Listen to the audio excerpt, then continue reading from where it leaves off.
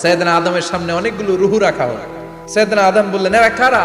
আল্লাহ বললেন, এরা হচ্ছে নাসালুক, তোমার বংশধর, পৃথিবীতে তোমার পর এরা পৃথিবীতে আসবে। সাইয়েদনা আদম বললেন, আল্লাহ ওই যে একটা রুহু দেখা যায়, এটার নাম কি? আল্লাহ বললেন, হাদা ইবনুকা দাউদ, এটা তোমার ছেলে দাউদ, সে দুনিয়াতে নবী হয়ে আসবে, তার ছেলে সুলাইমান নবী হয়ে আসবে। সাইয়েদনা আদম বললেন, মাবুদ, আমার ছেলে দাউদের কত বছর হায়াত আপনি দিয়েছেন? আল্লাহ বললেন, 40 সানা, মাত্র 40 বছর, 4 ইয়ার্স। ও আল্লাহ, আমি বাঁচবো কয় বছর? তুমি বাঁচবা 1000 বছর। সাইয়েদনা আদম বললেন, মাবুদ, এত ফুটফুটে সুন্দর আমার ছেলে দাউদ, মাত্র 40 বছর দিলেন কেন? জিদ মিন উমরিহি, বাড়ায়া দেন। আল্লাহ, আপনি বাড়ায়া দেন, আল্লাহকে বাড়ানো যাবে না, লেখা হয়ে গেছে। সাইয়েদনা আদম বললেন, মাবুদ, আমার 1000 বছর কেন দিলেন?